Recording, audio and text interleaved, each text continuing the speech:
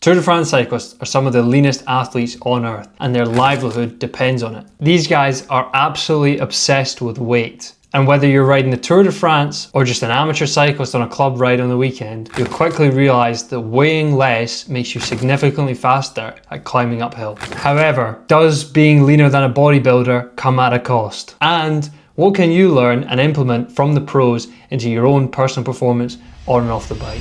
First, let's look at the numbers. Just completing the Tour de France requires riders to burn 120,000 calories. That's up to 7,000 calories per day of riding. In order to meet their energy requirements for the day, riders are eating every 20 minutes they are on the bike. They have calories in the form of food in their back pocket and calories they're drinking from their bottles on the bike. Given all this eating, it may beg the question, why are cyclists so obsessed with their weight when they're burning so many calories? And it all comes down to the ultimate equation of power to weight ratio. On a climb like Alpe d'Huez, 1 extra kilogram of weight, whether it comes from the bike or your body, costs a rider between 30 and 60 seconds over the total duration of the climb. For most riders, that's the difference between getting dropped or making it to the front group. And over the years, we've seen winning margins of the Tour de France being less than 60 seconds at the final GC.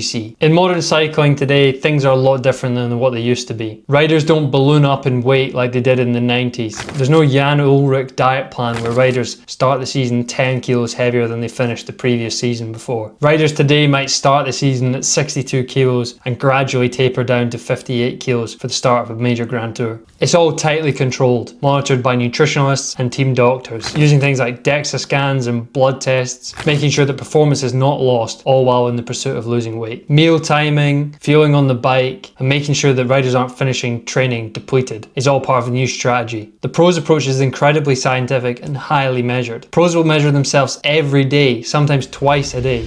Why? To measure progress and make sure they're not losing weight too quickly. See, dieting too quickly is a surefire way to derail your performance on and off the bike. When calorie intake drops too far, too fast, the body shifts into survival mode, hanging on to everything it can. Metabolism slows, hormonal function is disrupted, and muscle breakdown accelerates. Athletes often experience chronic fatigue, poor recovery, disrupted sleep, and persistent hunger. Instead of getting lighter and faster, they get weaker, sicker, and more prone to injury. Now we know why pros drop weight for the most important races of the year. What are the risks involved? Number 1, osteoporosis. A 2023 study in Medicine and Science in Sports and Exercise found that over 60% of male professional cyclists had clinically low bone mineral density, particularly in the spine and hip. This happens because cycling doesn't load the bones, and when energy is scarce, the body stops investing in bone maintenance. Number 2, hypogonadism. Long-term energy deficits can suppress testosterone. One study during the Vuelta a España showed that riders' testosterone levels dropped significantly by the 3rd week of the race. Chronic suppression leads to poor muscle recovery, low libido, and mood swings. Number 3, immune suppression. Riders get sick more often. Colds, sore throats, viruses. If you're underfueled, your immune system is always going to be playing catch up. Number 4, REDS, or relative energy deficiency in sport. This is the catch-all syndrome. Poor sleep, chronic fatigue, low mood, irregular hormonal function, and even disrupted digestion. Now these aren't rare. They're common in the pro peloton and even more common in the amateur circuit, with amateurs trying to get pro lean without the pro support that they have to help them get to these crazy low body fat percentages. So how do you actually lose weight as a cyclist without burning out? Number 1,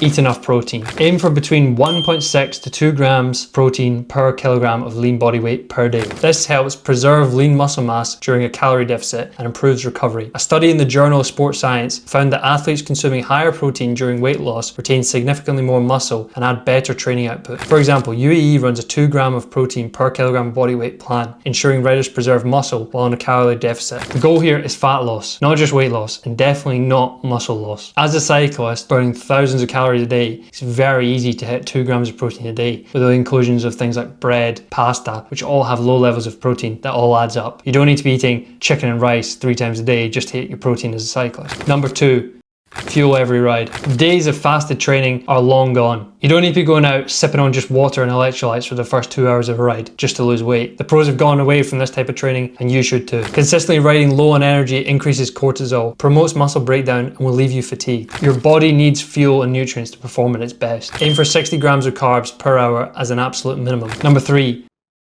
Eat on the bike to avoid binging later. Underfueling during a ride often leads to overeating when you get home. You don't lose weight by starving yourself for the 3 hours you're out on the bike and then as soon as you get home eating 1,500 calories worth of cake. Keep your blood sugar in check and cravings stable by making sure you eat on the bike, fuel your performance, fuel your training. You're going to get bigger power gains and you're not going to have that crazy sugar crave as soon as you get home. Number 4.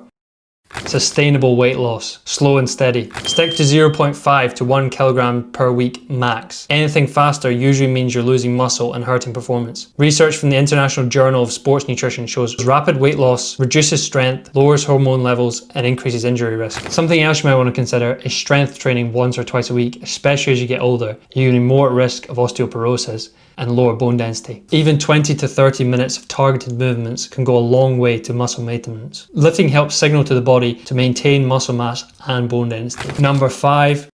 Prioritize sleep and recovery. This is when fat loss, hormone regulation, and muscle repair happen. Poor sleep increases ghrelin, the hunger hormone, decreases leptin, the satiety hormone, and makes sticking to any nutritional plan harder. There's a number of studies out there that show that with decreased quality of sleep, you can have lower willpower the next day, and that's only going to make it harder to stick to your diet plan. Using a calorie tracker app like MyFitnessPal and weighing yourself a couple of times a week is going to help keep you on track, keep you motivated, and keep you focused on your end goal. But don't obsess about this number. Numbers can go up and down, but it's consistency that matters most. Your body weight is only one metric. Water weight and muscle mass can fluctuate, and the number on the scale is only an indication of the trend over time. Pro cyclists are some of the most carefully managed athletes on the planet. They have coaches, nutritionists, team doctors, and physios, and sometimes even they get it wrong. So don't blindly copy what a Tour de France rider eats or does. Learn from them, but always prioritize health over numbers. At the end of the day, you wouldn't expect to be able to build a Formula 1 car in your garage with just some simple spanners and Allen keys. And in the same way, don't be expecting to build a Tour de France level physique without the same kind of help that Tour de France riders have. Aim to lose weight in a sustainable and healthy way that you can maintain, but always leave a fair bit in the tank. It's better to be safe than sorry. If you enjoyed this video, make sure to leave a like and comment about any more Tour de France content you'd like to see. And if you go down to the description, you're going to find a link to 30 ways you can improve your cycling performance in just 30 days. And if you put your email address in there, I'll send you the first tip in 5 minutes. And thanks for watching again. More content like this coming very soon.